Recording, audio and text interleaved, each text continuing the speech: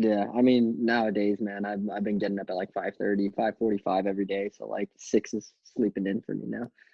6 is sleeping in. I just started recording right as you said that. So that's already Yeah. built that's already building context for listeners. Mark just said that he wakes up. Like waking up at 6 is actually kind of late for him.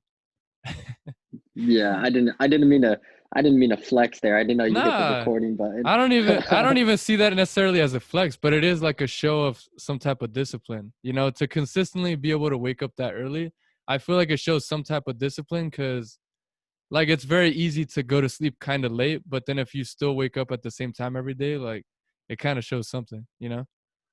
Yeah, yeah, and it's kind of just like I like your body as like the human body, it likes routine. So like in order for me to like be able to like be my best self, I feel like a big part of that is like establishing a routine and everything like that. That was one thing I got really big on like over the last couple of years here was just being a little more honest with myself in terms of like giving myself a set routine, giving like putting myself in a good position to where I'm like gonna feel good. So like with my day in general, because I don't just like run, I go to work and everything else.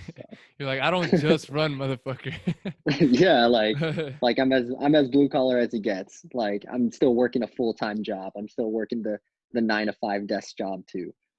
I got you. All right, before we get too much further, I want you, if you could just like build context for listeners, like just a little bit about like who you are and like kind of what's going on in your life right now. Cause I feel like the conversation is going to lead to some things. And I feel like if they know the foundation of like who the fuck you are, it'll be good. Yeah, so I mean, just a little background. I met Christian in college. We ran for Cal Poly Pomona together.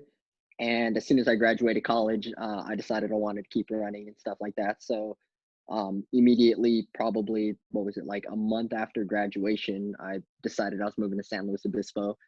And yeah, I've been here for the last 4 years pursuing um, competitive distance running and also working up here at Sports Warehouse. If anybody's a runner out there, they know it as Running Warehouse, or if anybody plays tennis, they know it as Tennis Warehouse, all that kind of stuff. So yeah, I'm kind of just doing that now, just on my hustle pretty much. Okay, now I'll build a little further context for people. Yeah, obviously, like Mark said, we met in college. He's a fucking badass guy. He was a team captain for the cross country team when we were there. And just to clarify, we're both on the cross country and track and field team for Cal Poly Pomona. It's a NCAA Division II school in Southern California. And Mark was the team captain for like, was it like 2 years? I think it was at 3. It least was my three. sophomore through. Yeah, Yeah, so like three basically technically. once Mark was a sophomore, which is the first year I got there because he was only a year ahead of me.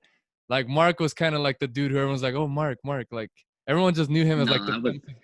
Dude, you were It like was. the fastest guy on the team by your sophomore Yeah, year, pretty but much.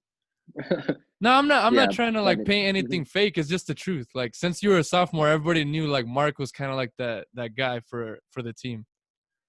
yeah. I mean, it was just I just try to be an example once it came to running and stuff like that. But yeah, I was still 18 years old, so I wasn't necessarily gonna be like the dude that people looked up to in that sense. No, but you were just a dude who people just knew were fucking fast. Like he was fast and like people were inspired by you. And if you didn't know that, like I'll just fucking tell you right now, like back in the day, like everybody's just like, "Yo, Mark." Like if we're in the track and field team, all the other event people don't necessarily know every distance person, but everybody knew Mark. You know what I'm saying? Like that's the kind of shit I'm trying to say. Oh, damn. All right. Thanks. Thanks, I guess. All right, well, my first question is like, you were really consistent when it came to your running. When I ran with you, you were really consistent in terms of being like the number one, number two runner for our team and constantly being up towards the front when it came to like invitationals and things of that sort. And I just felt like that level of consistency that you had, like that was like a big factor in you just being successful. Like, so I'm just curious, like, where do you feel like that consistency comes from, like from your standpoint? Like with training or with I racing would say with in like the general? execution of like a race, because I feel like training, like obviously that's the biggest portion of your time, But obviously being Yeah. able to execute like on a given day when there's not that many days, like I think that's like a big deal. You know what I'm saying? Because I was always good about like training consistently day in, day out. But when it came to like executing on race day, like I wasn't as consistent, and like you were pretty consistent. So I'm just curious, like what do you feel was about you that made you consistent with your like race times and stuff? So like with cross country, what played the biggest factor is like us, everybody sees cross country and like track and field as individual sports, but like in reality they're really not. Like they're complete team sports. Like cross country, it's honestly a sport about who can make themselves hurt the most. And I'm gonna be honest, like with practice, all I like it was what I did. Like with practice, the whole thing, what I do is I go out there, I set the example for everybody. I made sure that like yeah, like the tone was set for everybody at practice. So when it came out to race time, it wasn't even about like going out there and getting individual accolades. It wasn't even out like about being out there and being like, all right, I want to win this race or I want to be like top five at this race. It was just I need to set the tone for my team. I need to let them know every single time I step out there, like every single time I step out there on the course, like I'm doing this for them because I don't think I can possibly hurt that bad for myself. Like if it's Hmm. for me, if it's for me, like it's not that easy. There's so many cop outs you can get when it's for yourself. But when you have like your six other guys out there depending on you, that's when you're willing to dig more. That's when you're willing to actually like put in everything you got. So for me, it was just going out there and like these guys, I'm doing this for these guys. Like these guys need me up there. If they see me up there and they want to be up there with me, like that means they're gonna have the best days of their life if they're up there with me. So I needed to show that like they train with me every single day. So like with you and Ruben in particular, Cisco too, like when you guys ran up there with me, like it gave I felt like I was doing my part of like you guys belong up here with me. So every single time we go out and race, I can't let Ruben go out by himself. I can't let you go out by yourself. I can't let Cisco even like um even if it wasn't like the best tactic for my own racing, it was like, okay, I got to go out there and show them that I'm going to be there for them regardless of the situation or like regardless of how the race plays out. So it's more about like setting the tone for your teammates and just doing your part for the team, doing your job. And that's just what I strive to do every single time that I race. Damn, dude. Like, I feel like you probably like we've probably had a conversation like this before, but just because it's legitimately been years since I've talked to anybody about running, or Yeah. just like reflecting back on like running collegiately, um, nah, dude, like that, and especially now, like I'm in a completely different place than I was back then. But it really touches me for you to say that like your inspiration was the sheer fact of like supporting your teammates. Like it was a very humble position where you were at. And like me even just reflecting on it, like I do feel that. Like I do feel like you did that because like you would always go out there and it was always just like because everyone had the expectation that you were gonna just fucking do something, like you were always gonna be that leader. And like you would always know that people were like hoping for you to do something like that and you would actually care about everybody else. So I don't know. I just want to say like I appreciate that. Like legitimately, I know we're like just in a podcast, but it really means a lot for me that you did that back then. And like just to even hear that right now, like it actually inspires me. And where do you like to have that level of like humility to just like be thinking for everybody else? Like, because obviously running is just a sport. You know, we were out there as a sport, but like that philosophy that you're talking about, like doing this for other people, like I feel like that's kind of deeper than just like being an athlete. Like it almost seems like a lifestyle.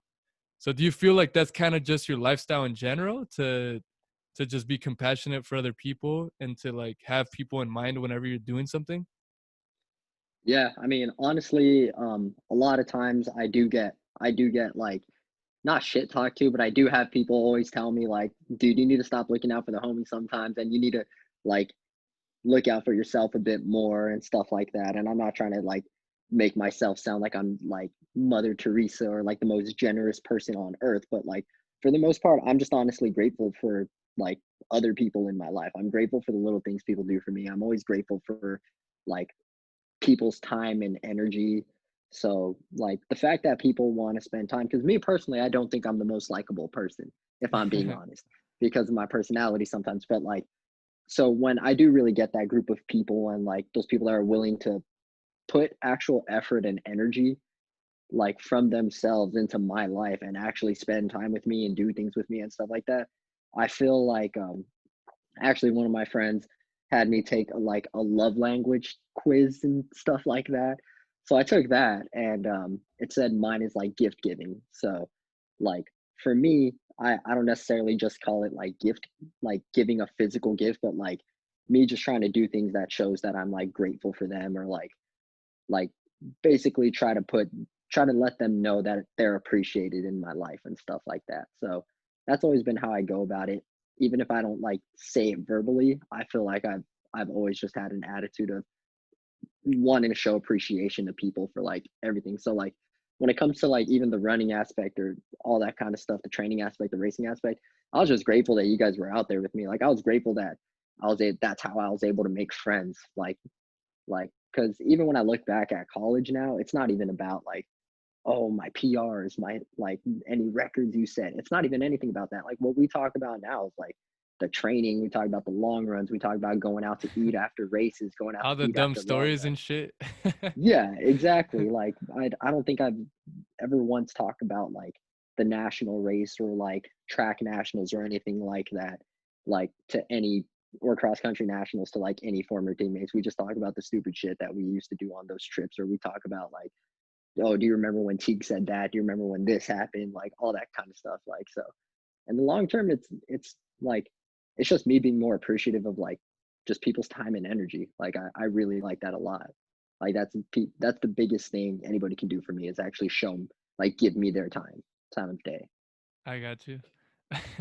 The thing I know about you is that, if I'm not mistaken, since I met you, you've been like, or like, you've always been faithful to God. I mean, I don't even know like I don't really know that much about how you feel about faith, but I know like you've mentioned God and you've done like certain prayers before races and stuff. So I'm just like curious, like like how long has God been in your life, and like what kind of influence does this idea have for you, or like, hopefully you get what I'm saying. Yeah, no, I totally get what you're saying. Like Yeah, it's no, kind of, I feel like it's kind of like a sensitive topic because I don't really know how you feel about the whole thing, so I'm trying to just be gentle with it. But yeah, yeah, no, I'm definitely like you said, I've definitely been in the faith and stuff like that. And a lot of people will probably like I'm not perfect by any means. A lot of people, anybody that listens will probably call bullshit on me, but like I am huge in the faith. Like I do believe in God. I'm a Christian. That's something that's gonna stick with me forever. And like how that plays a factor into everything is because like the way I carry myself, it's kind of like I don't know if people want to call it karma or people or I call it God watching over me. And I just look at it as God's not going to let me get away with doing bad shit. God's not mm, going to let me get away with like doing what he doesn't think is right. So, but he is going to let me do things and let me figure things out for myself. But at the same time, like the way this all plays a big factor in my life is just like, it's just, again, I'm just grateful for everything I have in my life. Like, God just teaches me to be humble. He teaches me, like, remember what it's like without having God in your life because there has been times where I've like actually thought I stepped away or thought like I'm totally backslidden or I stopped praying for a while. And those times in my life are not fun, but every single time it just leads me back on my knees and stuff like that. And I feel like that's like having that kind of faith and stuff like that has always made my life a bit easier because I always felt like God always has a plan. That was actually my Strava post because last night I couldn't sleep and I felt terrible. So I ended up missing out on my morning run because I only slept for 4 hours and then I had to go to work. So I went to work at 7 o'clock, got out early, and I was just like, and my caption was, why God do I gotta suffer? And I don't know if you heard that song from Kendrick Lamar. It's called Fear. yeah, yeah, yeah, yeah. Yeah, so the intro of that song, why God, why I gotta suffer, stuff like that. So that was playing through my head, and I did a 14-mile midweek long run today. And just the whole time that song was just playing through my head because I was just like, I've had such a shitty day. And then my watch goes off at like mile 4 and splits 5:29. Mm, And then my splits are just going faster and faster. And I'm just feeling good. And I don't even feel like I'm putting in full effort. And I'm just like, okay, maybe if I had gone this morning, I would have fucked myself up. Or maybe if I had like ran hard this morning, I would have pulled something. So I'd like to think that like God has a plan for me. So with everything that has happened in my life, everything, all the bad, all the ugly that I've seen, I feel like my faith has been what's carried me through like almost every aspect. I don't know if I went on a tangent from your original question, Nah, dude, but you're I feel good. but I feel like faith is what really drives me to take the ugly, take the bad, and but like it says, what the devil meant for bad, God meant for good, right? And that's kind of how I've been seeing everything because you can go through hard times in your life and just be like, why did this happen to me? And then you look back at the big picture and you're just like, God, you're a genius. Like that's how I see it. Mm, Like I needed that to happen for this to happen. Like I needed to go through that messy period of my life in order to come out like this dog I am now. I needed to go through all that and stuff like that. Like so that's kind of the big picture that faith has played for me. mm. Like, because nowadays I haven't really talked to you in a while, but I've mentioned it some on the podcast and stuff. But like nowadays, I do have faith. Like I'm telling you, before I'd never had any type of faith, like legitimately, and I really feel like that was kind of I always kind of felt like the world, like I wouldn't like actually think this to myself, like, oh, the world should revolve around me. But the way that I would behave was as if the world was supposed to revolve around me. And like I would get on the I mean, defense. Huh? no, I'm saying, well, I mean, yeah, kids are raised to be sociopaths as babies and as like until they're like 10 years old and then they're taught the world doesn't revolve around them. So like if you think about it, like being raised is a total enigma because everybody gives you all the attention in the world and then like at the end of the day, they're trying to teach you that it doesn't. So I can see how you felt that Yeah, so way. it's kind of contradictory. And I mean that's a good point to mention. Like obviously we both live in the United States in California. And I do Yeah. feel like that was kind of the culture around me, not just, I'm not saying in particular my parents, but like just the culture of going to school and the other kids around you and what you see going on within other families. Like I do feel like that's kind of the case. I mean, if you think about it, I forgot, I saw like a video or something, but somebody was saying, you know, you grow up and you're given like your own room. You grow up and like you're inside of the, how do you call it, where they put the babies inside? the the A the crib. crib. Like, you know, you kind of grow Yeah. up and you already have your own individual space. Like, and it's kind of like we've always been given like the individual space. That's kind of the culture in the United States. Like you're an individual and like go out there and make your American dream and stuff. And I feel like at a subconscious level, that was kind of what I had in my brain. Like I gotta fend for myself. I have to like, you know, like there was like that part of me that knew I just wanted to love everybody and like love things and not want to be stingy. But like my subconscious would fuck that up because like this was just the way I was programmed over the years. And it just kind of led to a lot of anxiety, a lot of conflict, and a lot of lack of being able to connect with myself at a deeper level and being able to connect with other people. Yeah. There was I mean, I would definitely, go ahead. go ahead. No, finish your thought. No, I was gonna say like there's definitely like a handful, like there's definitely people that I connected with. Like I do feel like, you know, being on the cross country team, I connected with people and stuff like that.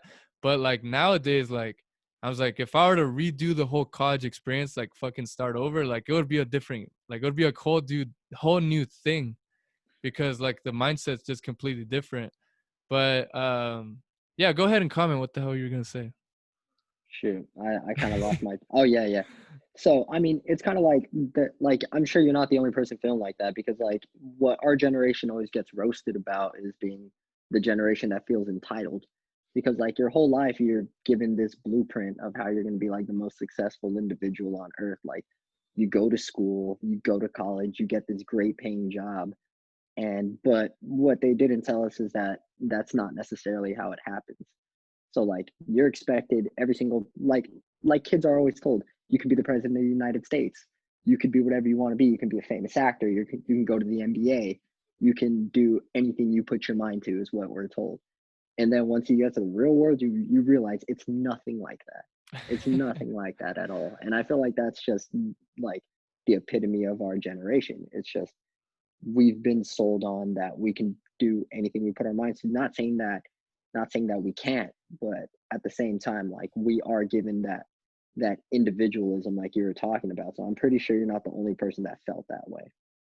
Yeah, and funny enough, like, and the reason I asked you about, and the question that I wanted to ask you, kind of following on this talk about religion, um, because I feel I went to a Catholic church growing up, and I went to several different churches when I growing up. But I personally like never felt some type of like legitimate connection with like all these ideas in the Bible and these prayers. And like I did my first communion, so I like went in for like a couple years and like, committed this time to learn about these things in the Bible. But I personally never felt some type of connection to that. So I'm just curious, like, I know there's people that like, I know you said you're Christian and it gives you a lot of strength, but like how do you feel like, because there's a large group of people I feel like that are taken to church and taken to these things, but they don't ever feel some type of faith. Why is it that you feel like you actually feel a connection? Like why? Like that's my question. Well, because I feel like the people that like, because I've been taking to church since I was 4 years old, and church was almost a punishment for me with my grandparents because it was like, if you stayed too long at grandma's house on Saturday or Sunday, you were going to church, and we didn't want to do that as kids because that meant we can't play. So I Mm. feel like with a lot of people, church is seen as something that they have to do, not something they wanted to do. Mhm. And a big thing about the whole faith and everything about being like Christian, and a big thing about believing in God, it's not to force people into it. It's not to You're supposed to give people the invitation, and they're given free will. So I feel a lot of people lose that because they're forced when they're like 8, 9, 10, 11, 12, 13, 14 to do all these religious services that they have no idea what they understand. And for me, I could have gone my whole life saying like I've had faith since I was 7, but let's be real, like when I was 7 years old, I didn't know what the heck things meant. I didn't know in like the 5th grade what a lot of this stuff even was. I didn't like By that time you're still so innocent and stuff like that. But it really took for me to really actually take a turn in my life was, I don't know if you remember when I had that whole mental breakdown for about a year in college between my junior year until my senior year where I was just not mentally okay. Yeah, I Like remember. it took me coming out of that like to actually realize like okay, like I didn't get out of that on my own. Mm. And that's when I felt things started really clicking because I'm even to this day I'm still kind of opposed to organized religion, only because a lot of it is going to be corrupt because humans are like innately corrupt. Like for the most part, I'm not saying everybody is, but like for the most part, a lot of people are going to look into what can I get out of it. So for me, I've always thought you need to find that personal relationship with God on a one-on-one basis.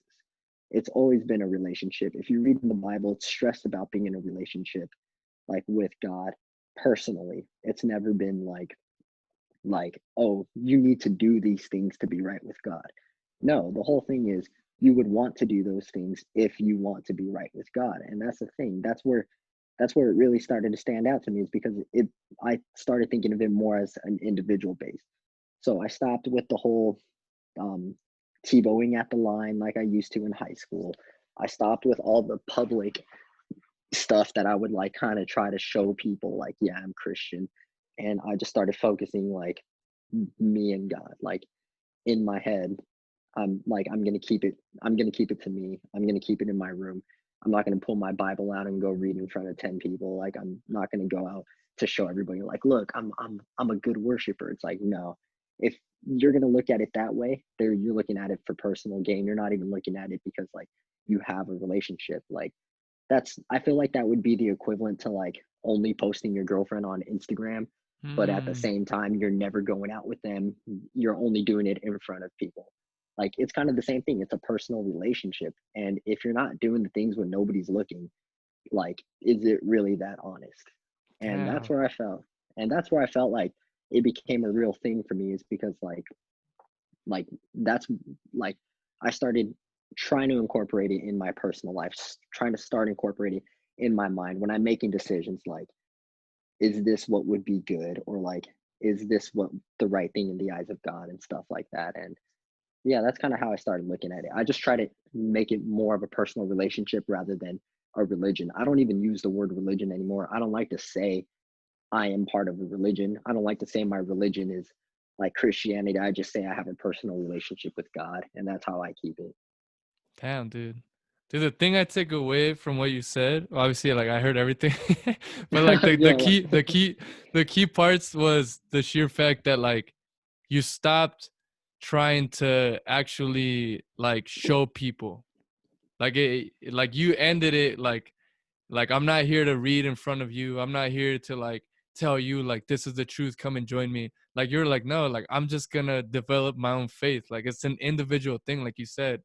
Because like I know we're mentioning like individualism like for United States, but I feel like this is like it's very much different because you're individual, but you're connecting to something that connects you to everything, right? yeah, Because exactly. I And know that's me and you, I know that we have the same faith in like the same thing. It's just we might explain it in completely different ways and whatever. But I know it's the same thing. And so I know it's funny and I know what you're talking about now because it's like it's an individual thing, but it connects you to everything, including yourself, right? yeah, see, and that's the thing. It's not even like so much the word individual, it's personal. Like Yeah, exactly. it's between you and that other, it's between you and God. It's between you and your faith. That's the thing to me. It's a personal relationship. Like it's just yeah, it's just what like it's kind of like, for example, if you have a coach, your relationship with that coach is going to be different than like my relationship with Wes was different than your relationship. And the way everybody interacts with like God is going to be different. And that's the thing. Like, for example, when Paul's writing his letters to the Corinthians and stuff like that, and in the book of like Timothy, all that kind of stuff, like he talks about like a lot of people like to interpret what he writes as rules and like regulations as what you can and can't do as Christians. So like the whole like don't be partying, don't like premarital sex, all that kind of stuff. Like people like to read that and be like, the Bible's just a set of rules and regulations. And no, the whole reason why a lot of that stuff is like written that way is to show people like if you and God have a relationship, it's more about dying to yourself and taking those things and making them like letting you're gonna show people that you are like holy in God based off of your actions. Because if you're out there like doing hella drugs, you're out there like doing all this kind of stuff, just being a total dog, and people see that in you, they're not going to see you as being somebody who's like doing things that are right. Because chances are when you do stuff like that, I'm not saying that like going out and like having a good time is wrong, but what I'm saying is a lot of the actions that end up resulting from that, like a lot of the stuff you end up doing because of that is where it starts crossing the line. So like getting drunk occasionally and stuff like that, I don't think it's a bad thing. It's the things that you do after that that starts making it bad. So that's when you don't live that life, or you don't live the life that you want to see yourself doing. Because let's be honest, 90% of the time after you party, what do you end up saying? Like if you black out, you're just like, gosh, like I wish I didn't do that. Or like, gosh, that was so stupid. Or like, oh, I wish I never sent that text, or I wish I never made that call. I wish I never told that person this. And that's kind of what it's talking about. Like you just don't want to put yourself in that situation. And I always like to bring it up like if you have a girlfriend, because like it is a relationship. Like if you have a girlfriend, chances are you probably don't want to put yourself in a situation with another girl that likes you, or put yourself in a situation where there's going to be like other girls and stuff like that, because it's not that you don't trust yourself, it's just what might happen, you're not going to like the result and you're just going to end up regretting it. So like it's better just not to put yourself in those situations to begin with, right? Yeah. And I feel like even from like a super practical standpoint, because I know we're using the terms God and faith, and Yeah, sometimes that could be like somebody could like want to shy away from even wanting to listen or maybe not be able to relate. But I feel like ultimately it's kind of like a level of accountability and like actually just loving. Like I think it comes yeah, down to very simplistic characteristics because like that whole hypothetical that you just gave, like it's about you, like this person who you just made up, waking up and not feeling good about not feeling good about themselves and not just feeling good. So I think it ultimately, I think it comes down to just accountability for your own health and just loving. Like that's the most basic way I could put it. Cause I feel like yeah, yeah, like you were saying, like you could read one thing and take it in some way and then just get super against it. But I think everything like you were mentioning earlier about how you kind of started getting more into God and stuff. Um, you kind of said that you kind of let it just become a natural process. I feel like that's kind of the way you put it, instead of like people kind of pushed you to go to church, but then like the day that you actually decided that you wanted to have faith, like it all, like it wasn't a chore anymore. It was more so, like you said, it was a relationship, and you decided to take the time to nurture that relationship. Like I feel like that's what everything is. It's like all these different ideas, because you have different stuff. It's not just, it's Christianity, Catholicism, Buddhism. Like there's so many different Yeah. ideas out there. It's like, what little thing inspires you to feel better, and then what's the next thing that inspires you to feel better, and then what's the next thing, and then all of a sudden you start to be more relaxed. You start to feel more connected with yourself. You start to take care of yourself more. And I feel like that's all it is like just following your gut, your intuition, and like just letting the inspiration take you on a path where you feel good. Yeah. I don't know. That's Yeah. kind of that's kind of the way I feel. Yeah, I agree with that completely. And like you said, like how you opened up with it, talking about it's all about just like spreading love and stuff like that, not to be a hippie or anything, but No, like that's kind of what it is. Like if you it's kind of like the whole golden rule thing, like treat others how you want to be treated. Like if you just love other people and like try to get yourself to see the good in everybody and try to get yourself to like spread as much love as possible, like, is that such a bad thing? Like, if you forgive everybody for anything they've ever done to you, if because like if you have any hate in your heart, the only person losing is you. Like, if you have anything against somebody, that person is just taking real estate in your head. They're just taking real estate in your heart, and the only person that's losing out is you. So like the the easiest thing I feel you can do is you can just love them. You can just spread love. You can just ignore all of that hate and guess who's going to be better off? That person, because if they were happen to be thinking about you, like they know you don't hate them. And for yourself, your own sanity, if you just drop everything you have against everybody else or any other thing, like you're going to feel a lot better too. It's going to allow you to move on. I remember I saw you post, I think I saw you post something um, about Bruce Lee, The Art of Dying. oh yeah, yeah, yeah. Like I love that because it was like it was basically saying like if you can't die to the past, like you're never going to grow in the future because it's like if you can't die, if you can't learn how to die and you can't learn how to forget about your past, you're going to be stuck there forever. You're going to be like that dude still wearing his Letterman jacket at the bars 40 years later talking about how he could have gone pro if his dang arm or his dang shoulder didn't go out. Like that's how you end up getting stuck. You got to let go in order for you to move forward. And I feel like that was actually a huge thing. I remember watching that. I watched it like probably 10 times because I was like, Dude, that shit was that's fucking some real hard, shit. right? I was like, that's hard. Like, that's true, dude. Like, uh, you don't want to be that dude still stuck talking about the glory days. So, like, if you ever want to progress, you have to move on. You got to be able to teach yourself to move on.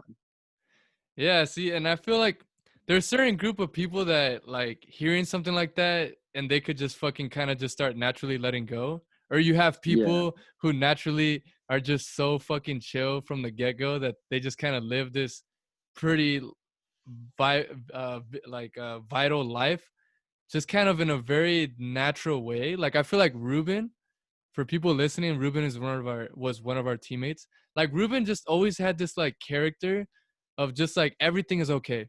Like everything's cool. Like, oh, that yeah, happened, like plain and fuck it. simple. It doesn't matter. Yeah, Like, nothing you can do about it now. yeah, he's just like, it doesn't matter. Like, we're just going on. Like, I Yeah, know people that are like that. And like before I'd be like, how the fuck do they do that?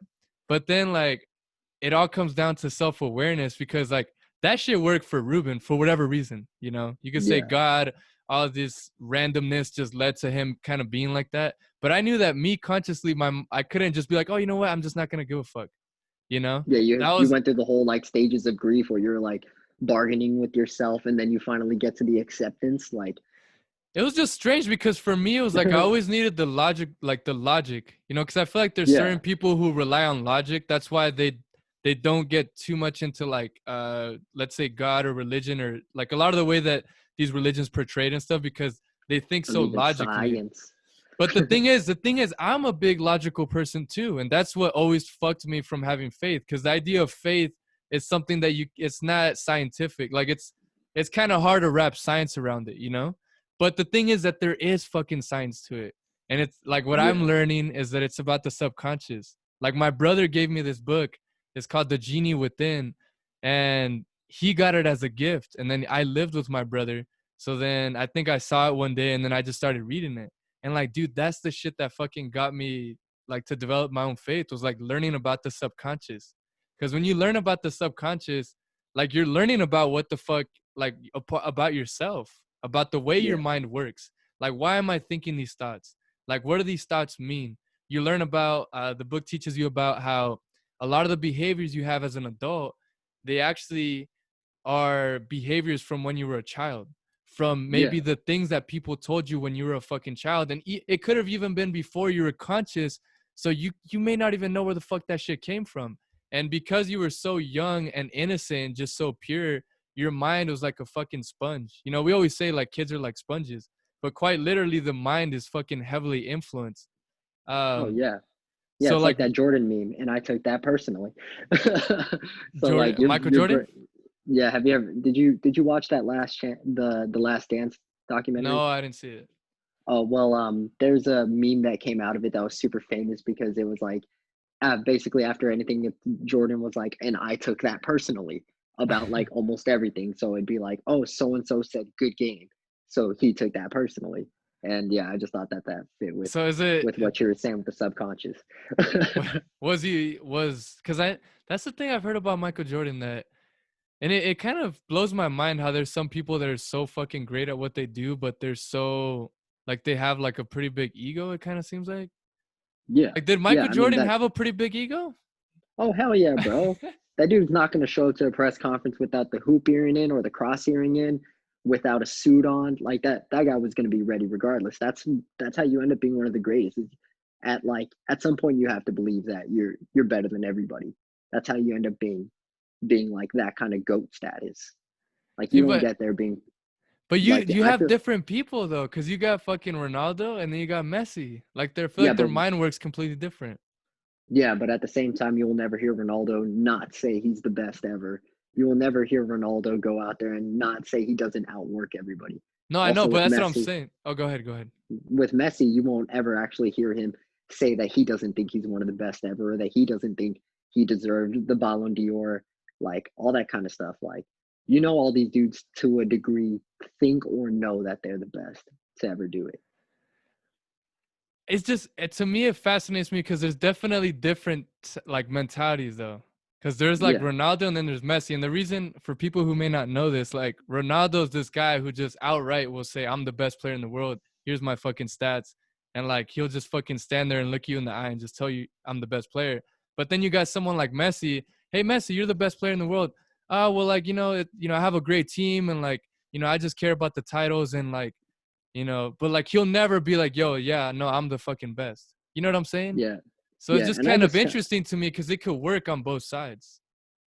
Yeah, Like, I get you. I get what you're saying, but I feel like that also, like you were saying, it's just where you come from. It's just how you were developed, how your brain was developed. Like if you look at both of their backstories, they're relatively similar, but at the same time with different kind of support. Like Messi moved to Spain with his grandma and started playing, so he had some sort of support, so he was able to keep a level head. And Ronaldo moved to a boarding school when he was like 7 by himself and had to leave his entire family. 7? Yeah, I think he was 7 or 9, one of those two ages. He was a kid though, But and you he had to said a leave his. boarding school. You're not talking about like soccer. It's just a school? It was a school, and they also funded his program. Oh, okay. But it was, yeah, it was in Portugal, so they funded a soccer team, and it was also a school. It was basically boarding school is how he described it. And his thing was he would sweep floors to make his living there and stuff like that. And he was not the most talented. He was never the most talented. He had to work his way like to get there. He still works harder than anybody, and that's why I feel like his ego is that way. And Messi is way more talented than Ronaldo, way more talented. The game just comes more naturally to him, so that's why I feel the demeanors are different. Also, another person not in the sports realm, but like look at like Kanye West. So Kanye West is insanely talented, but his whole come up, he was just disrespected by everybody. People would laugh at him, tell him he's not a rapper. People would say his beats are trash. So his whole come up, he was disrespected, put down, mocked, shamed. And then when he finally blew up, like that's why he is the way he is. Like there's a book, I think it was called it was some guy who met Kanye West and wrote about his whole experiences with Kanye coming up. And he says if you experience Kanye's come up, you'd be the exact same way, like egotistical, all that kind of stuff. Like you would think highly of yourself because you went through the freaking ringer and made it out on top when other people it just comes to them naturally, or other people they were more loved or given more acceptance. So I feel like definitely the your come up is really what's going to describe what you're like, and like only you really know what you went through. So I feel like the people that do get put through the fire, they're the ones that end up coming out with that like kind of bigger ego. Hmm, okay, I get what you're saying. So you're kind of saying that it's the people who really got shit talked to and they just kind of just had the balls to keep fucking going that end up having more of that ego because they had to fucking, they were their only, their support. Like the only Yeah, they reason they had to were bust able to their ass get on their through, own. the only reason they made it through is because they said, fuck it, like, fuck you guys. I'm just gonna, I know I'm good. Yeah, So they yeah, almost needed their ego to fucking survive, basically. exactly. To get where they are, like for like if we want to stay on the topic of sports, it was like LeBron. He knew he needed to be the greatest. He knew he needed basketball to get out of his situation. Single mother in the inner city. Like after he won his second finals, he said, "I'm not supposed to be here. I wasn't even supposed to be here. Like I'm from the inner city of Akron, Ohio. I wasn't supposed to make it." So like he needed to be self-driven. He had the spotlight on him and the criticism on him since he was 16 years old. So he needed to feed on himself because he knew that's how he was going to make his life. He knew that's how he was going to get his mom out the hood. He knew that's how he was going to make it out himself. Is he had to bust his ass. He if he didn't have that ego, you probably never heard of LeBron James, all that kind of stuff. Like Dude, and the thing that I'm thinking right now, just like talking about these people, which are obviously older than us, yeah, like the big, I think what's gonna be different from like, which already, but like from now moving forward, is the fact that now you have fucking technology and social media, like at a yeah, level which it never was before. Like Kanye and like we just said, you know, all these people we've been talking about, like they kind of came up just right before social media got too crazy.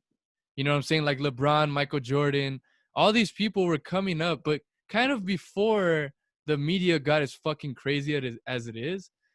yeah. So it's just that for me, it makes it interesting because I feel like now it almost seems like the obstacles to have a good mentality is even harder because you can get fucking trashed like everywhere you go. Like you kind of get what I'm saying? Like it almost seems like it makes it like just I don't know, it just seems like really difficult. Like I feel like social media had like, you know, it just makes like it kind of fucks with it could fuck with your mind in a lot of ways. So I'm Oh just hell yeah, interested to see how that's going to kind of change things moving forward or what the influence is going to be because like I said, like these people were able to say fuck you guys and I'm going to keep doing my shit, but at the same time they didn't have as much attention as the famous people nowadays. Like nowadays a famous person can get trashed at every single moment of the day. Like back in the day it wasn't as accessible to just like fucking at somebody on Twitter, Instagram. You know what I'm saying? yeah, yeah. The comment section is the most it's the most toxic place on earth because if you're famous, chances are like let's say for example, my favorite one is Kyle Kuzma. He plays on the Lakers. He was a promising young talent as a rookie, but hasn't quite panned out yet. And literally, he has his comment section turned off to people who, or to for only people that he follows to be able to comment. Because Mm. this dude, since he didn't live up to his potential, anytime he posts anything, it'll be like, oh, got this new Versace sponsor. People will just be like, fuck you, go work on your game, or like, you're trash, you don't deserve this, and just go off on him. And he'll just post, like, what the hell did I do this time? And stuff like that. Or he'll be like, what the hell? And that's just what it is. Like, the comment section, in my opinion, on the internet is just the most toxic place on earth, especially if you're a celebrity, because everybody's brave over the computer.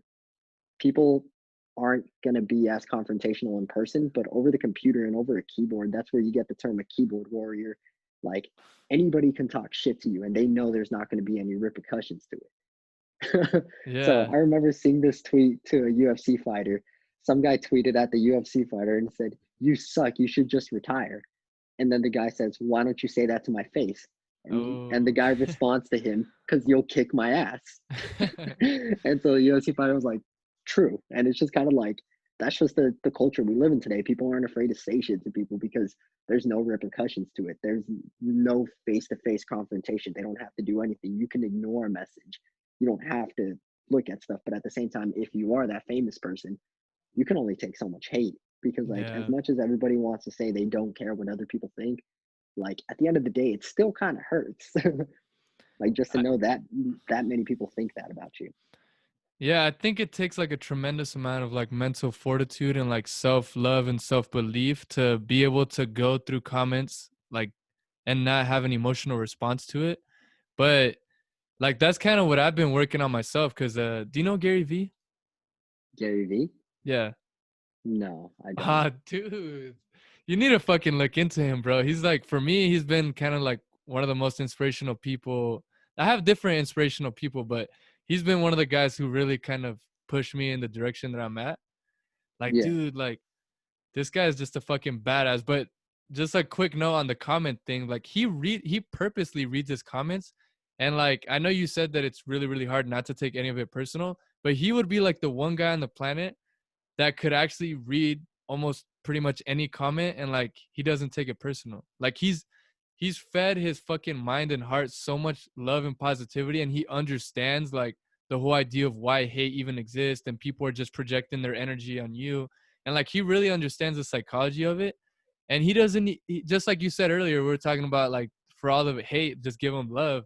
Like that's literally what he does. And he gives so much love that he's like fortified with so much fucking love that like the hate can't even like it doesn't even fucking scratch him. You know, I'm not actually him, so I don't know, but I'm just saying it's kind of crazy, but that just kind of makes me think like the more love that you give out, like it kind of fortifies you for when you do get hate. Like it's like I know I'm a loving fucking person. So I ain't even tripping. You know what I'm saying? yeah, yeah. No, I get you. I get you. I couldn't be that tough though. I'm the kind of person where it's like you don't fuck with us, we don't fuck with y'all kind of mentality. Like as much as I don't want to be like have any problems with people, like if somebody ends up coming at me, like I feel like I'm not strong enough to be like, "Oh, I'm sorry you feel that way, brother. I really hope we can be friends in the future." I'm a little more like, "What?" Like a little more like, "Bro, do you know who you're talking to? Like, don't disrespect me like that." Yeah. I think part of it's like just even biology. You know what I'm saying? Like it almost like it's just the Yeah, biology of like how your mind works. Cause like for yeah, me, I think as much as I like fortify my mind, like I'm never gonna be someone like what I'm learning about myself is that I like to be very because I feel like as you build your self awareness, you start to realize like what you're kind of like what you actually feel comfortable and strong doing, and it has yeah, nothing to do with the idea of like oh like I'm afraid necessarily of the judgment, but it's like that's just not me. You know what I'm yeah. saying? You know yourself. It's self awareness.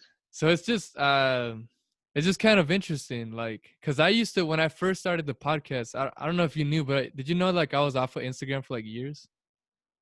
Did No, you I know didn't know that? that Dude, actually. I didn't know that. No. I was off of like social media for like 2 or 3 years, like Oh basically like shit. college, yeah.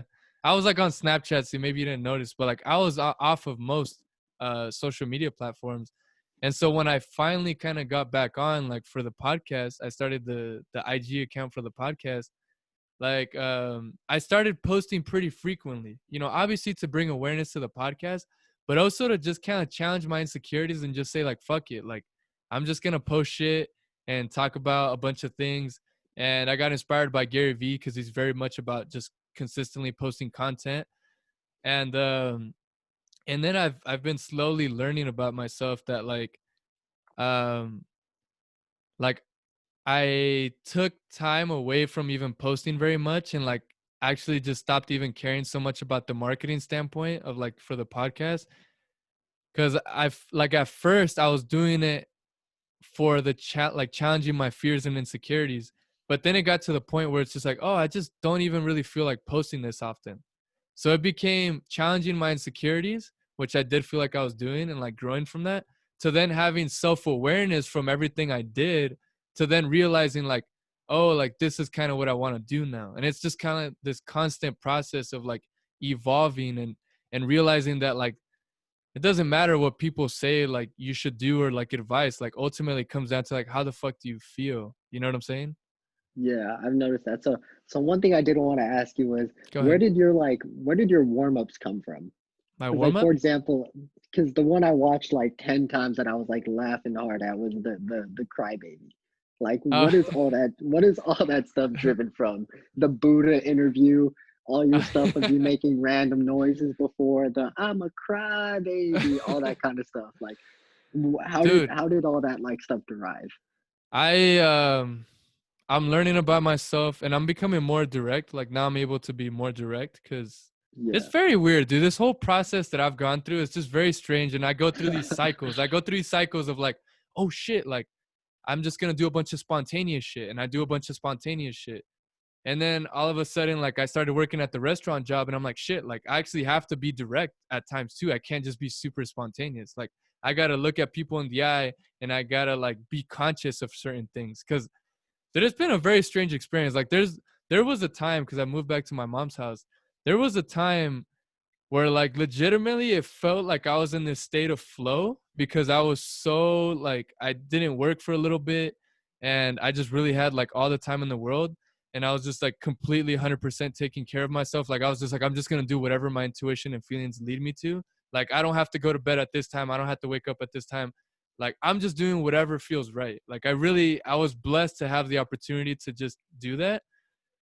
And that's I'm able because I do so much improvisation now, like because I started freestyling, like rapping. If you didn't know, my brother's a music artist, so I started Yeah. practicing rapping. Obviously, the podcast. I've done a lot of podcasts where I don't even have a topic and I just start recording. I've just done so much improvising where I just act without really thinking. That's kind of how you get the whole Buddha thing. That's kind of how you get that video of me. I'm a cry baby. Like it's very it's and people who don't know, like it was just a video I put on IG a couple of days ago. It's just kind of obnoxious, but You should watch it. It's fucking hilarious. it's literally because like this whole idea of faith, like kind of bringing it all back to that. Like it's an effortless experience. Like me learning who I actually am, the whole experience becomes more and more effortless. You know what I'm saying? Because I'm Yeah. just being me. I don't have to actually contemplate these all these fucking thoughts about, oh, what is this person gonna think, what is that person gonna think, like I've been blessed to be able to take enough time by myself and just like legitimately talk to myself, journal, fucking podcast, just record videos of myself. Like there's a lot of shit that I haven't, like I don't release to people. Like dude, sometimes Yeah. I don't necessarily feel good. I'm like, oh, I'm just gonna do a video and I'm just gonna talk to myself, and then I go back and watch that video and it fucking helps me, dude. And like I look at the video and I actually see myself, but I'm not like, oh man, like I'm not like sitting there, like I'm starting to get to the point where I'm not even judging myself. I'm just actually learning of like who I am. And it's very Yeah. strange because it's almost like I'm seeing somebody else. Like that's almost the way it feels. Like I can go back and watch this podcast and be like, man, like I could just critically analyze myself and like just be like, oh man, like I'm proud of myself for being able to express myself like that. And it's a different world because I've practiced a lot of affirmations, like learning about my subconscious. Like for the past 6 months, maybe more, like I've done affirmations. And the one I've been really doing lately, because I just naturally got inspired, is I do not judge myself. I understand myself. I do not judge others. Yeah. I understand others. I do not compare myself to others. I learn from others. And so doing all these affirmations, it really has like like it's really given me a lot of mental liberty. And to kind of come back to your question, to be more direct, like um these random things are kind of me just letting go of everything and just me just letting my subconscious just be super playful. And as I become more aware of myself, my subconscious reactions become more precise. Like it was weird, like that whole video about the baby thing.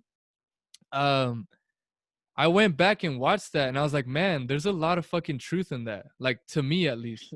Like there's a lot of truth to it because basically, for people listening, I said like, wah, wah, I'm a baby. And I was like, and I, and I started doing like this whole thing, like all crying. And then I was like, and I'm proud of it too. Cause like that whole part is like I have that innocence inside of me. You know, I'm a fucking kid. Yeah. Like we all have that innocence inside of me. So I'm Bro, I kind of like, drink out of a when Nickelodeon mug every day. exactly. So it was like that part. Like I saw it like as a pretty poetic piece, and I actually liked it. So that's why I shared it. And I was like, I'm a baby, and like so that part's just like I'm still like I have a lot of innocence inside of me. And then, but then at towards the end, I was like, but I'm a strong baby. I started doing that shit. And so the whole idea behind that is like, I'm innocent as fuck, and I'm like, I have so much love, but I'm also fucking strong, and like, I fucking see shit, and like, I've got my conscious mind, and I like, does that kind of make sense? It's this blend of I'm innocent and I'm playful and I'm all loving, but I'm also understanding of the situation. I'm not just like, oh, it's all daisies. Like, I understand that there's people dying, and I understand that there's risk and there's consequences. Does that make sense? Yeah, no, I get what you're trying to say. It's kind So of like the whole thing, like when they're like our whole lives we thought adults had it all figured out, but in reality they were just us winging it. exactly. Like they were just a bunch of kids winging it. Like as we're starting to get to like, because like when I think about it, like my mom at my age, at 25 years old, had already three kids, and I was already like 4 years old, I believe, when my mom, or like three years old at my current age when my mom was my age. So like I'm for context, I'm 25 years old. So at 25, my mom had three kids. Me, I'm still like I'm single, not in a relationship, all that kind of stuff. Like pursuing running, like just doing a bunch of selfish kind of things. Like I'm doing things for me, but like back then you look at that like 25 years old, I'm gonna have a job, a kid, like kids, a family, like I'm gonna be making six figures, all that kind of stuff. But like in reality, like you looked at your parents and it's like at 25 they had it all figured out, but like in reality they were just us winging it. Like I don't feel I have it all figured out, and I don't think anybody ever does think that they have it all figured out. Maybe for like a phase of your life, but for the most part you're kind of just the same person just winging it. And I feel like Yeah. that's kind of how like when you made that video, that's what it's like you're still that same kid, but now you just have to be a little bit tougher. Like you just have to be a little bit stronger about things. You got to be a little more confident. So that's where Is I feel that you're going with I'm a strong baby. so that's how you perceived it, what you just said? That's like, did you actually see the meaning behind it when you That's actually, yeah, that's how I took it. At first, I watched it like three times 'cause I thought it was the most ridiculous thing I've ever seen on the internet. But after that, I was like, okay, I get what he's trying to say, because I already naturally knew based off of your like other videos that like usually the stuff you post has some deeper context. So Okay. like actually watching it, I was like, yeah, it makes sense, because it's like I'm a crybaby. I'm an adult, but I still cry, but Yeah. I'm still strong. So it's like, yeah, you're just showing that like you're still that sensitive person inside.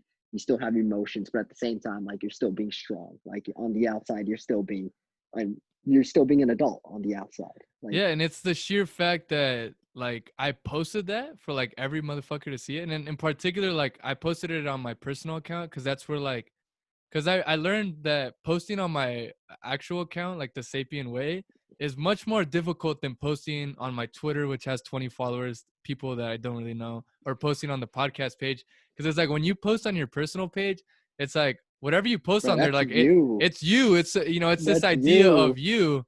So I wanted to do that shit, and I didn't realize it until afterwards.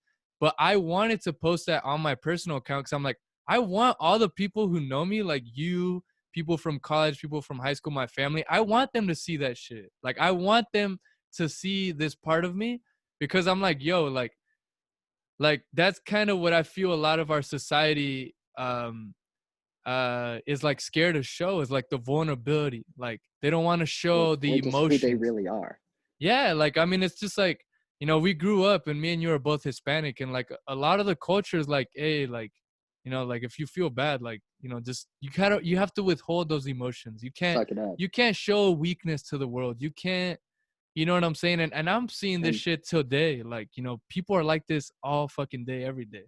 and that's why Mexicans cry when they're drunk. Not to, I'm Mexican, so anybody listening, I'm not being racist. But that's why Mexicans cry when they're drunk, because when they're sober, they put on this tough front. Nothing phases them. So when they're actually vulnerable, that's why a lot of them cry. Because like that's the only time where you can be vulnerable and brush it off.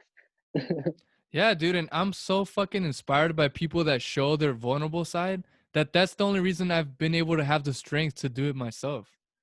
Like, Yeah. not, and it's like it become you bec I've become more comfortable doing it, you know? And it's just like, if someone else was vulnerable and that shit inspired me, then if I feel inspired to do it, I'm also gonna do it myself. And not Yeah. only because it helps, could possibly help other people, but that shit feels liberating for myself, because like every time you do something like that, it's like a liberation for yourself. Like, oh, like I posted this, it made me really uncomfortable. Why did it make me uncomfortable? Oh, well, because people can judge me. Why am I concerned if people judge me? You know what I'm saying? You have to like Yeah. contemplate that. And then you get to the end of it and it's like, it's just an insecurity. It's a lack of understanding for yourself. It's a lack of understanding for other people. Like, why are they even judging? And then you come to realize that they're judging because they judge themselves. And then you start to realize that, like, it's like it's all about people just projecting themselves out. And so the Yeah. only truth is in what you believe about yourself. That's the only Yeah. ultimate fucking truth. And like, so that's kind of where it comes from. But the struggle too, sorry, I know I'm kind of going off right now, but the struggle sometimes too is that is not being pretentious, not end up like pretending to be something. Because I feel like it's very easy to slip into that. Because I know there's Yeah. been times where I act a particular way or I say particular things and I'm like, why am I doing that? You know what I'm saying? It's not Yeah. Like actually that's not truthful. you. Yeah, it's not truthful to me, but it's Yeah. very strange. It's very strange how that happens. And so that's also that reason I told you, like, I kind of started stepping back and not really being too much on the marketing or publishing, because I'm like, I'm just gonna take time for myself and like really know who the fuck I am. And Yeah, and just like be yourself.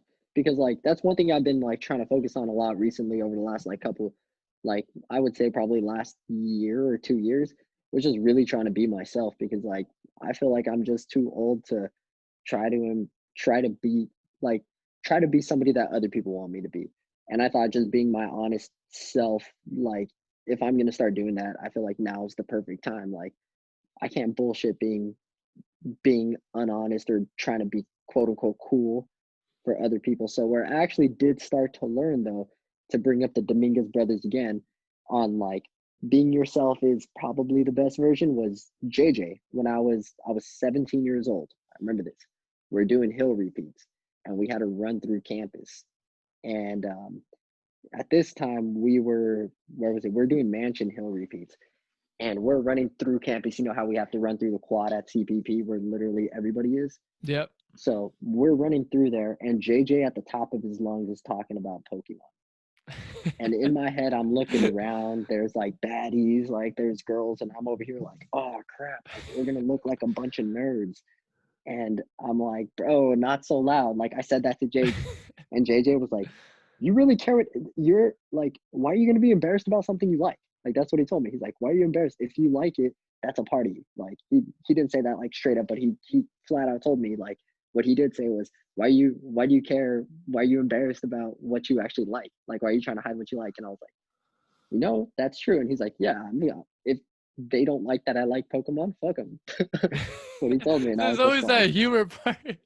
yeah, like that's what he told me, and I was just like, okay, like wow, like that's actually true. Like, why do I care what other people like? Why am I not going to be myself to try to impress other people? Like, if I did end up wanting to, like, let's say, happen to meet the love of my life on a damn running to go do hill repeats, like, am I going to pretend I don't like certain things or pretend to be a certain way? So, and like just fake it like that. So it's like that's when I first started learning like liking what you like is okay. Everybody likes what they like. And then just like really as I've been like 24, 25 years old, like really just trying to be completely honest from the get with who I am, what I like, how I am, and just stop trying to beat around the bush. Like I'm not proud of this, but so all last year what I did was there's a girl I had a crush on. So my dumbass actually pretended to get into Survivor, the show Survivor, and really like it. And I joined a fantasy Survivor league just so I can try to talk to this person who I had nothing in common with. Oh. Like I just had a crush on her, like, and that was it. But like I wasn't actually being myself. And that's something Mm. embarrassing to admit, especially on a podcast. But like I like I didn't know whether it was pathetic or whether it was like endearing that I actually tried to go out and get into something I had no interest in just to try to like get closer to somebody and shit like that. And I just felt when I look at it now, it's just like, bro, that was pathetic. Like you legitimately try to be interested in something you did not care about your entire life just to impress somebody. And what? You just thought this girl was bomb or what? She was just a really she was a really pretty girl that I knew, and I was just like, all right, this is my only in. But what? But what? The prettiness is what really fucking hypnotized you to want to really impress her, right? Yeah, exactly. Like I thought Dude, she was very pretty. that sexual part of the human, man. That shit'll Yeah, fucking consume you. she was also cool. I talked to her occasionally. I worked with her. I talked to her every so often, but that's when I was like, oh, okay, I actually got to shoot my shot. And then I got curved. I got curved hard. But it was like, bro, that was pathetic. You had yeah. So, but looking back at it, it was just like it wasn't me being me. I got you. See, and Yeah, the funny thing is like you being yourself actually allows for serendipity or just like positive things to just turn out very naturally. It allows that to happen. And like yeah, that's kind of how I feel like I don't want to get too deep back into like the idea of God, but I feel like this level of connectedness, it happens when you are yourself, you start to attract the shit that you like. If you love yeah. Pokemon and you're fucking screaming that shit while you're talking, you might have been running through the quad and someone's like, "Oh, this motherfucker's talking about Pokemon," and then they see your shirt and it says CPP track and field, and then they like go down to the athletic department and they're like, "Hey, you were talking about Pokemon," and this could be that fucking bomb ass girl. This could be that. This could be that dream girl, and you never would have thought that she liked Pokemon because whatever, maybe most attractive girls aren't into that, or like that's what it seems like, or whatever, or that's what you think in your mind. So it's just kind of crazy because a lot of times, like the most beautiful, beautiful things could come if you just are just like super, super honest. You know what I'm saying? Yeah, And yeah, it's just kind of crazy. yeah, and there's this whole quote that I saw. I don't remember where I saw it. It might have been one of the woke people I follow on Instagram, but they posted a quote on their story that said your your soulmate shouldn't be somebody that makes you nervous like to be around or that you're anxious to be around them. Like your soulmate is going to be the person that you're 100% comfortable being you with. And that's what like when I thought about that, I was like, holy shit, that's actually pretty true. Usually I'm scrolling through like I follow a lot of woke people, so I'm usually scrolling through a lot of these like just personal friends that are like on that woke side, if you know what I mean by that. Okay. And like they'll just be posting stuff like that. And like that one was actually like pretty interesting to me because it's like that is true. You're always looking for that person like when I'm around you, I get butterflies. I'm at loss for words. Like I don't know what to say to you, but it's like in reality, if you do look at any of your past relationships or like the people that you've had like good relationships with, like it's always people that you're yourself with. And that's why I feel like even when you do get older, your circle gets smaller because as you start developing who you really are, you start getting more comfortable with yourself. That the people that stick around are the ones that actually like you for you. And that's how I feel like it ends up getting weeded out. It's just you end up finding people that actually like you for you. You end up finding somebody that likes you for you for the most part. Yeah. And do you feel like that whole kind of idea of like looking for someone and like the whole like, cause I feel like obviously we all kind of bounce off each other. Like the culture, the way the culture is, the way that your friends have relationships, the way that your friends live their lifestyle. Like it somehow influences you to start following those footsteps. Like, do you think like the relationship culture is like just pretty unhealthy a lot of times, like in the United States? Or how do you feel Oh, about that? dude. Yeah, especially I mean, I don't know if I would like to say it's unhealthy, but I just know that like for the most part, everybody makes you feel like you should be in a relationship. So like it felt like right now I've been single for like a year and a half. And this is the first time like after my last relationship ended, like the thing I told myself was like, all right, you like this is what Mark does. Mark every time he gets out of a relationship, he looks for the next one because it's like, Mm. all right, this is what I do. I bounce back. Last night took an L, but today I bounce back. Like, like Big Sean. And like so one this time around, I was like, you know what? Like let's focus on being alone. Like let's learn how to be alone, how to grow by yourself, how to learn things by yourself. And I just constantly get the pressure. This motherfucker knows who he is. Bro, when are you gonna start putting out shots again? Bro, when you go start talking to girls again? Like, damn, bro, you ain't got no hoes anymore. Like, what it I didn't mean anymore, like saying like I did, but like he's just like I would get stuff like that, like from a lot of people, like, bro, when are you gonna start putting up shots? I feel like I never see you shoot anymore. And it's just like, what? Like, it's not even about looking, it's about just meeting somebody or like finding yourself in that situation. But like, yeah, I feel like the whole relationship culture is like everybody feels like you have to be. Everybody just rubs it in your face how great it is when, and then you talk to them individually and it's like, bro, they're miserable in their relationship. Or like they'll be posting about on Instagram, like, oh, it's cuffing season, or like, oh, Valentine's Day, or like, oh, you're gonna spend the holidays alone this year, like almost like it's shameful to be by yourself. Mm-hmm. But like honestly, this is the first time since like senior year of high school that I've like been totally like single, totally alone, not really like talking to anybody or like not really like in a relationship. Like, and for this last year and a half. And like honestly, this is when I've learned the most about myself. This is when you start thinking more logically. This is when you can just focus on being an individual and you don't have to worry about other people's problems other than yourself. You don't have to take care of other people in situations. You don't need to rely on other people to help you. You don't need to rely on other people for your emotional support. You just learn to be more independent, self-sufficient. Yeah, bro. And I could totally agree with what you said about people always just kind of pushing you or questioning you about like, oh, where's your girlfriend? Or like, where's the girls at? Like, cause I got that shit my whole life, you know? Like Yeah. I remember in middle school, you know, you shared kind of some vulnerability. So I'll go ahead and share. Yeah. So in middle school, that's kind of what I got all the time. And that was kind of the thing in middle school. Like everybody had a girlfriend. Everybody, you know, everybody was talking to girls and everybody was like, you know, that's middle school is kind of like when people first start hooking up and stuff. And I remember feeling so fucking pressured about like having to have a girlfriend or having to talk to girls that I would like almost forcefully do it. Like I would almost like it wasn't natural at all. And then at one point, kind of funny, there was like this girl, this group of girls who came up to me and she was like, they were like, yo, my friend thinks you're cute. And I was like, they were like, do you think she's cute? I was like, yeah, she's cute. And like, you want her to be your girlfriend? And I was like, yeah, sure. Like, you know, cause it's like, you know, like people were telling me I should have a girlfriend. So yeah, I was like, yeah, sure. And like, plus she was cute. And then it was just very strange. They like brought her to me. And it's like, I knew her name. Like I knew who she was, but never talked to her.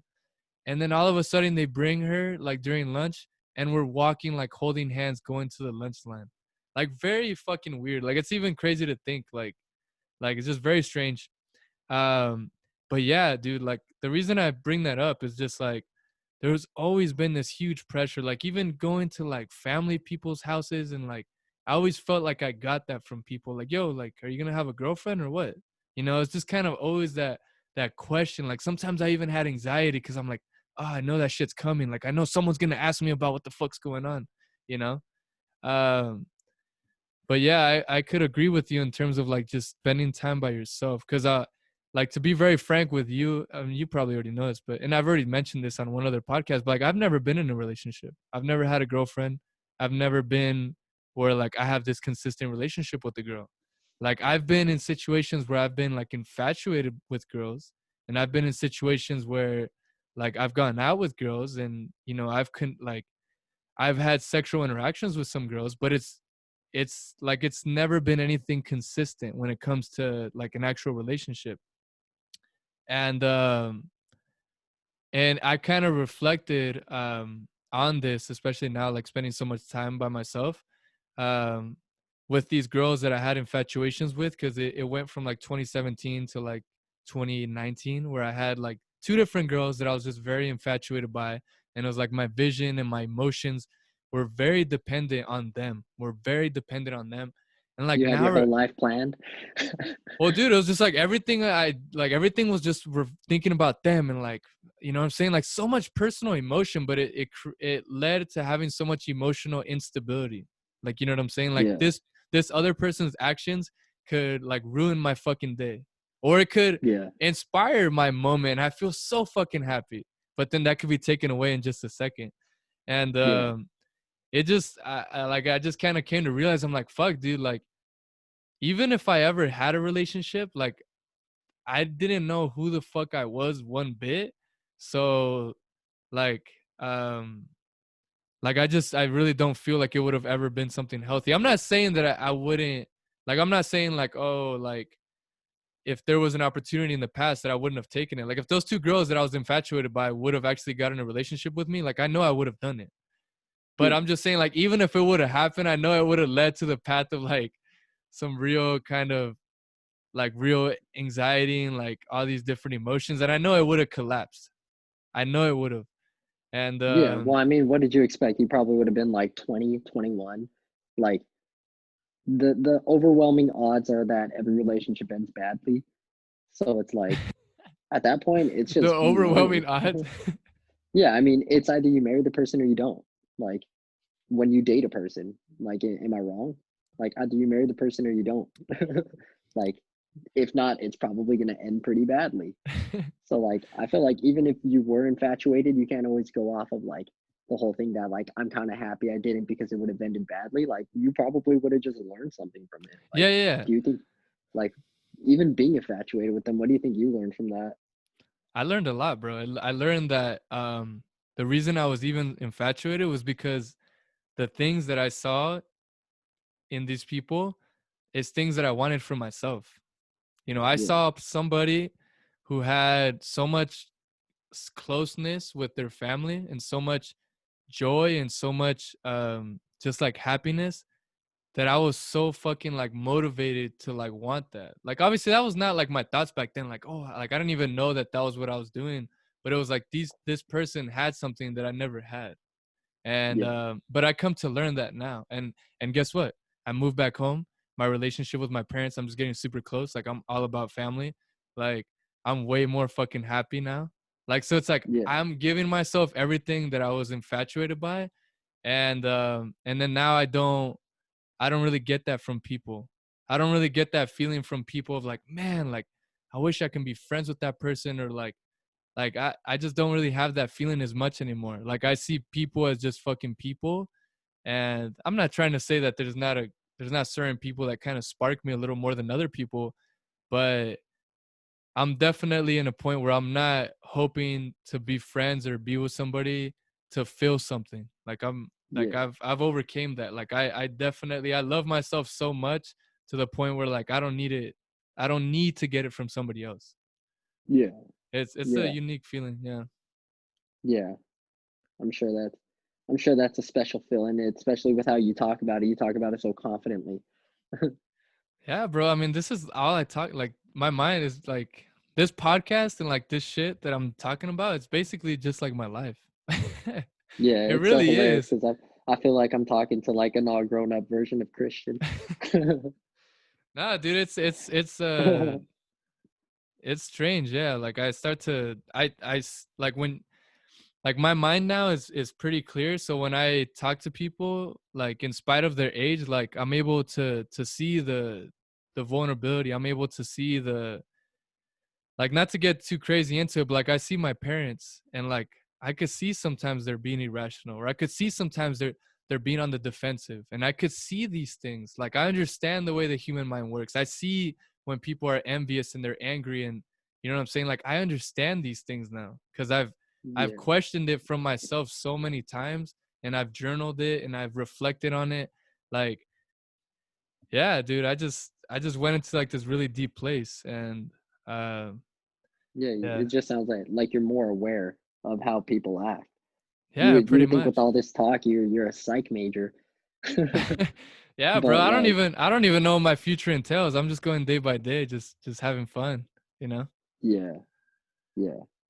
I get you. I Um, get you. is there any other topics that you really want to talk about? I mean, I kind of just been going with the flow of everything. I haven't really been even like going based off topics. Okay, well, I kind of want to talk to you just like with the recording off, but I'll have one more question for you, and so you can Okay. share with the listeners. And I've done this since like the beginning of the podcast, which is like kind of the one thing I've been still doing. But Yeah.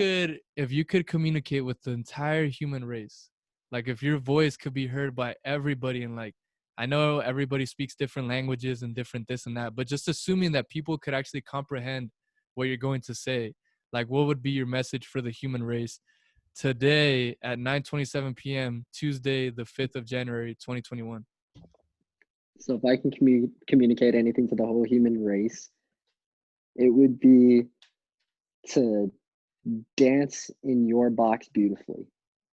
And I got that quote from Kobe Bryant, and it stuck with me because that's kind of how I live my life now. It's just, and basically what that means is everybody has their own box, and it's your job to dance or make your art as beautiful as possible and your craft inside of that box, meaning the way you accomplish what you want to accomplish in life and what you want to be in life is to be the best version of yourself.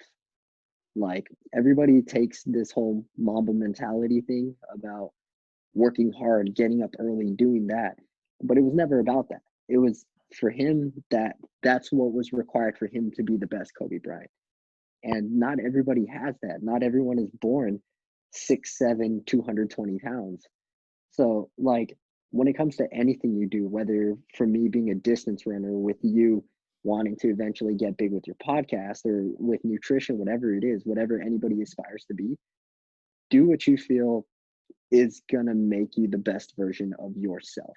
Don't strive to be anybody else, but just do everything in your life is under your control and do what you can to make your life as beautiful as you possibly can make it. That's what I would leave it as. You fucking Mamba heard out. it, folks. You fucking heard it from Mark. That's a beautiful way to end it. Thank you so much, bro. Yeah. We'll end this recording so these motherfuckers can't hear this shit anymore.